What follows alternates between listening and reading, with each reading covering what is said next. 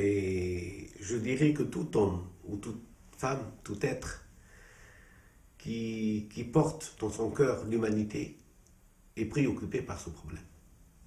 Parce que c'est un problème qui dure, comme vous l'avez dit, depuis 60 ans et qui n'a aucune issue. On a l'impression qu'il n'y a aucune issue.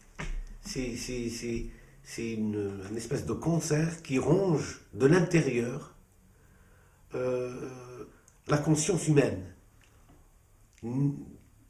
Tous les grands pays, tous les chefs d'État qui se sont penchés sur ce problème n'ont jusqu'à aujourd'hui trouvé aucune solution. Et en tant que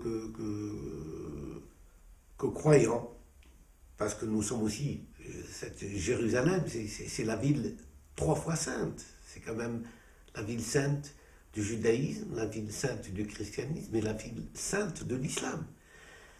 Un endroit qui devrait, normalement, c'est là que devrait se rencontrer l'humanité. C'est là où on devrait, je veux dire, exporter la fraternité humaine. C'est la ville exemple. Elle devrait être la ville exemple. Ou l'État, en tous les cas, palestinien et israélien, exemple. Exemple d'une communauté humaine qui par les liens historiques, par les liens religieux, doit prêcher, doit sentir, doit vivre cette fraternité. Et pourtant, c'est là où on a l'impression que c'est l'inversion qui se passe, c'est-à-dire c'est la haine au lieu de la fraternité, au lieu de l'amour, au lieu de la compassion. C'est la haine, c'est la séparation, et chacun se donnant raison, en fait, comme s'il avait la vérité pour lui-même, alors qu'on sait qu'on n'a qu'une part de vérité. Chacun de nous n'a qu'une part de vérité. Personne n'a toute la vérité, et que la vérité ne peut se trouver qu'ensemble, que quand nous additionnons à la fois notre nos,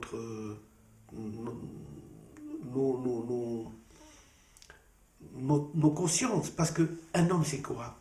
Avant d'être juif, avant d'être chrétien, avant d'être musulman, avant d'être croyant ou incroyant, il est d'abord une conscience. Un homme, c'est d'abord une conscience. Comment faire valoir cette conscience auprès de tous et de revenir à elle pour se rencontrer par elle, par la conscience que nous sommes, par la conscience que nous portons. Et cette conscience doit être une force d'unité par la paix. Par la paix. Et la paix, c'est pas la paix qu'on signe sur des traités. C'est la paix des cœurs. Comment éduquer, comment éveiller nos enfants, les générations à venir, à trouver en eux la paix et pouvoir la traduire vis-à-vis de l'autre. Être en paix avec soi et être en paix avec l'autre.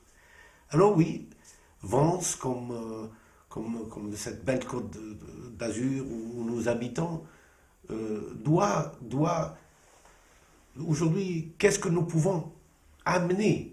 Qu'est-ce que nous pouvons amener aux Israéliens, aux Palestiniens? Qu'est-ce que nous pouvons leur amener? Donner raison aux uns au détriment des autres. Donc, ce qui ne fait que aggraver et rajouter de l'huile sur le feu. Ou nous devons les aider à trouver le chemin qui les mène ensemble vers la paix. Alors c'est la grande question de ce début du 21e siècle. Parce que la Palestine est une poudrière. Elle est aujourd'hui, dans ce Moyen-Orient, une espèce de poudrière qui peut à tout moment éclater et générer des ondes de choc à l'infini, des ondes de choc qui susciteront dans l'humanité de graves problèmes. Et comme l'Europe, on peut dire que l'Europe est responsable de ce qui s'est passé là-bas. L'Angleterre, la France notamment, ces deux pays européens, ont été à l'origine de ce problème. Alors peut-être que nous devons faire un effort supplémentaire, l'Europe doit faire un effort supplémentaire par rapport aux autres pays pour pouvoir apporter la paix et guérir ce cancer qui ronge l'humanité de l'intérieur.